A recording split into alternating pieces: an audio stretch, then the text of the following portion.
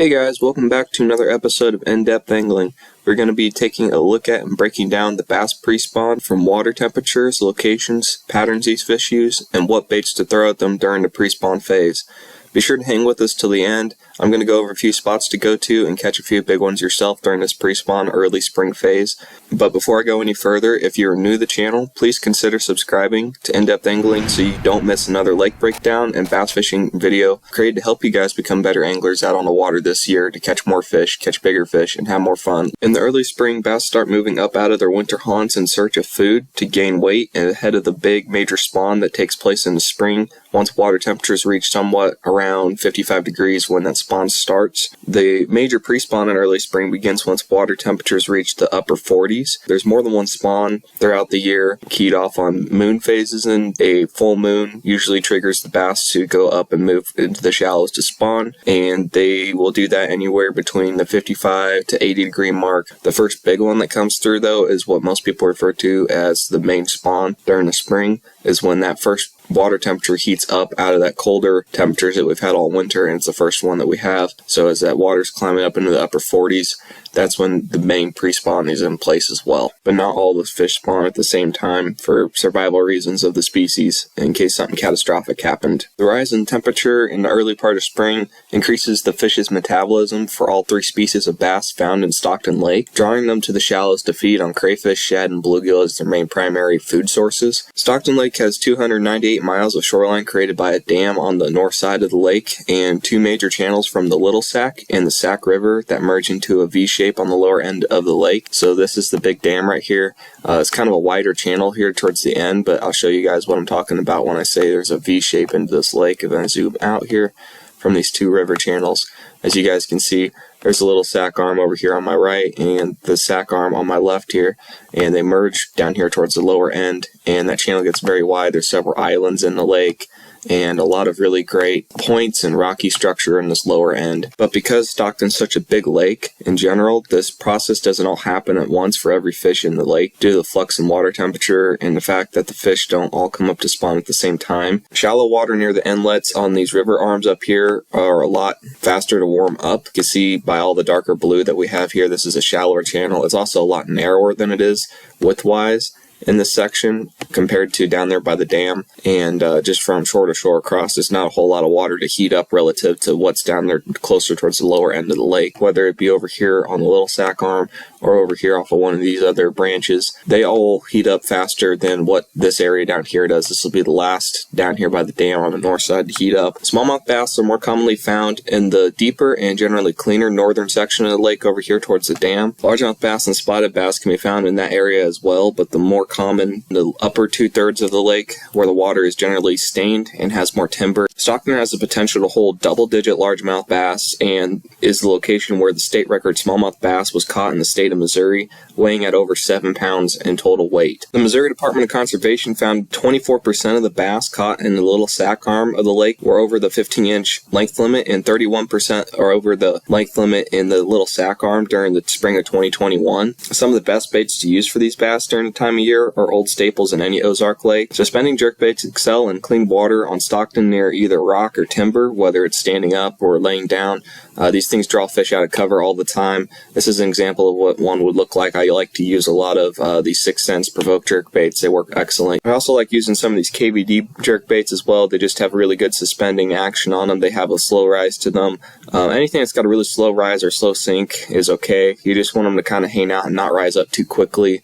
And you can play with this kind of stuff by putting suspend strips or suspend dots to add weight to get a more of a stabilized suspension in the water. You want to definitely put slack in your line as you're working these things and really let that bait just rest there, and most of the time you'll get the bite on the pause. Another good bait I like to use during this time of year are wigglewort style crankbaits. They have been around forever and work well when fished along rocky cover and transition zones on the bottom. The key with these is to keep the bill of the crankbait ticking the top of the rocks on your retrieve. So you want this thing down there close to the end where you're going to be just barely grazing the top of that or right next to the bottom. That's usually where those fish are going to be setting up in those rocks looking for crayfish, and that's kind of what this thing imitates, and this is a good way to cover a lot of water fast when those fish get up a little bit more shallower on the rocky banks. Once you find the fish and you want to slow down and try to really soak and saturate that area a little bit, Texas red crawfish baits like this chigger craw here work excellent for that. So do finesse jigs and Ned rigs.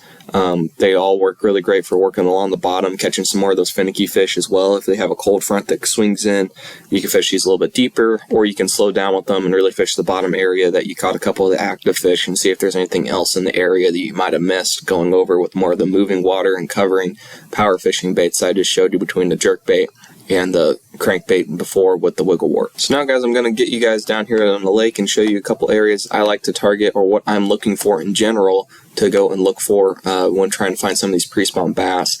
So we know that in the wintertime these bass kind of move out deeper and they're sitting off the main lake points and old channels and different areas where there's some rocky structure next to deep water, where they come up to feed for short periods of time during the day and slide back off during cold fronts or during the night and go back down to the deeper water where the water temperature is warmer. Key areas I'm looking for are areas where channels come in close. So like this area over here, it's got the old river channel comes in right over next to this point that sticks out here, and a very sharp hard cut, and there's also some road bed down in here, and it's right next to a point that's right next to shore here. There's a ledge right here. There's also a ditch that comes up and kind of runs a little bit of a saddle right between this point and this island, and that'd be a key area to look for as well for these fish to start moving up, because that's where they're coming from in the wintertime, is going to be in these areas. That's also where you're going to find them in the early part as pre-spawn, and then they're also going to be looking to move back as the season gets a little bit further along, or on some of those warmer days where you get a couple nice warm days in a row, or you get a warm rain that really heats up that water. Runoff in this little creek pocket right here, or in the backs of these areas here, if we have some runoff coming in from a warmer rain, these steeper banks along in here will be very productive for these fish to be moving back and along, and so are these secondary points. I'm going to be looking for things like secondary points, areas where runoff is going to be coming in, some rock transition next to deeper water, because during the early part of spring in Missouri we have a lot of cold fronts, and those fish will kind of move back and forth like they do in the wintertime. And they'll also be working along these steeper, like 45-degree angle banks. They're really just moving from wintering spots up to spawning locations, so you need to know what they look like as well. Back areas of these creeks here where it's shallower, has got maybe more of a silt or a kind of a gravel area to them, are going to be key areas for those fish to go in and spawn. There's a swim area there, but you guys can go in and find these areas in the backs of these coves, box these little pockets like this. Those are areas that those fish are going to be spawning at, and you want to try to move and find some of the steeper banks just outside of that, the further into pre-spawn that you get.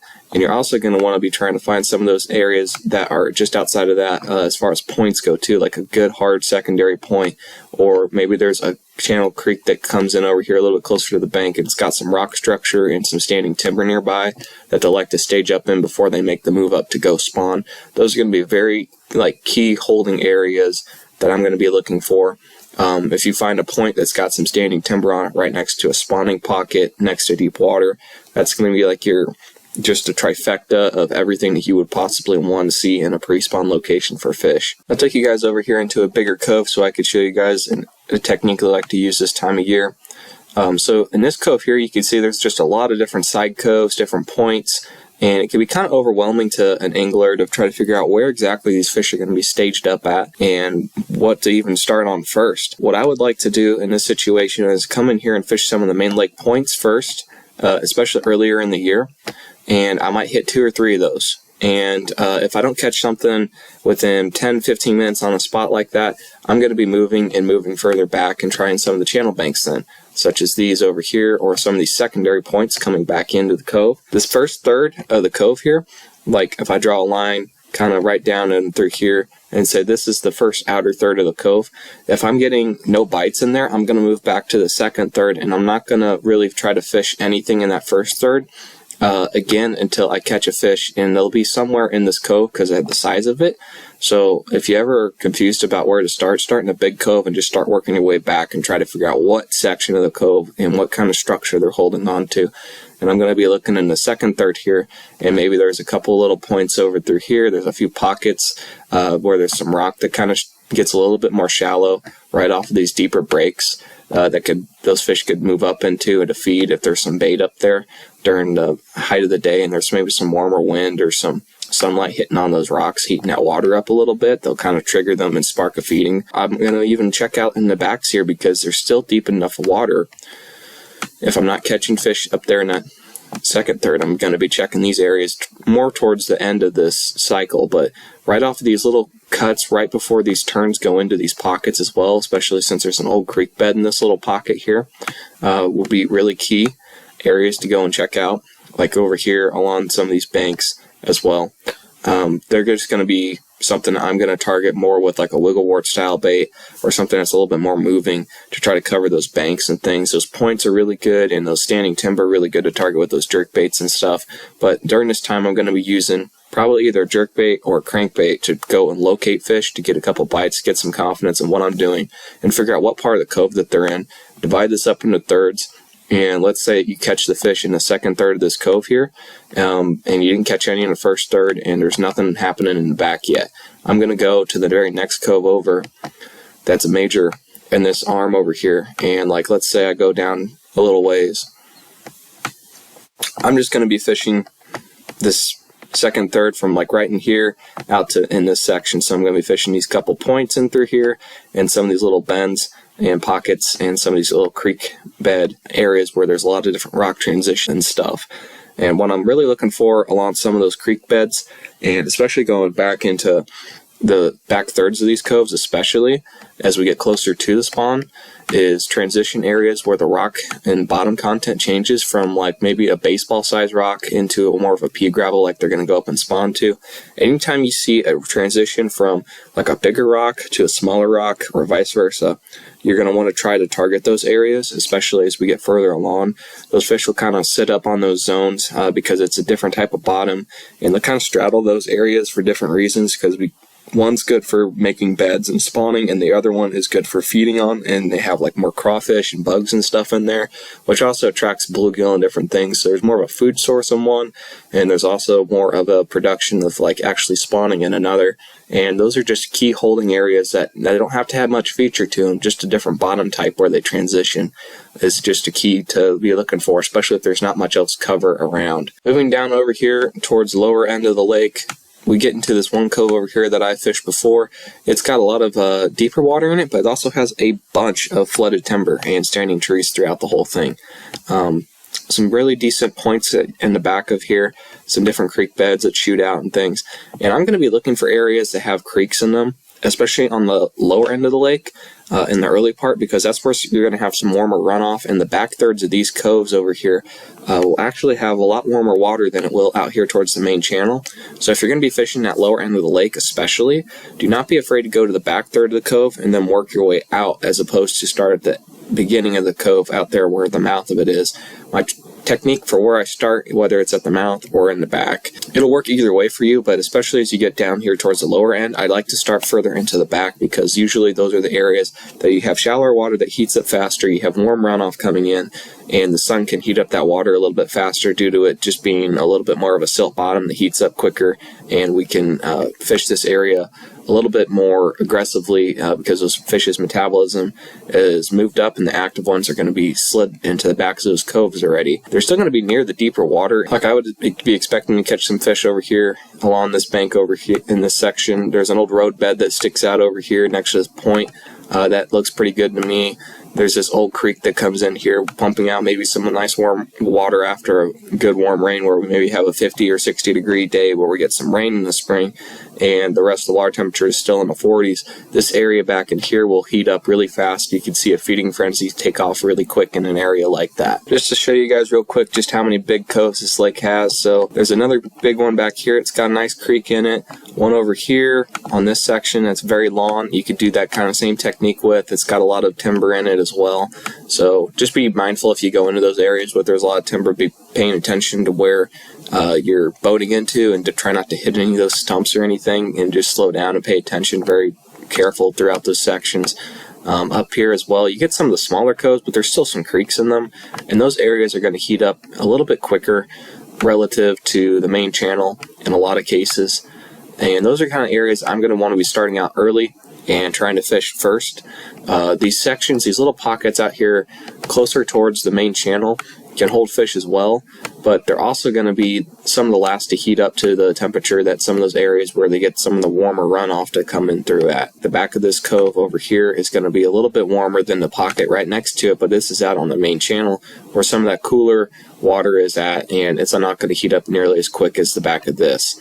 So that's an area that I'm going to target first, and then I might move out here a little bit later in a few weeks and try to be catching some bass out in that section. Those are all good spots you guys can use out there this spring to help hopefully catch some big pre-spawn bass in the Ozarks this year. Thank you for watching this video. If you enjoyed this, leave a thumbs up below and comment what you would like to see next on the channel. I want you guys to be as much of a part of this as I am. But till then, tight lines, and we'll catch you on the next one.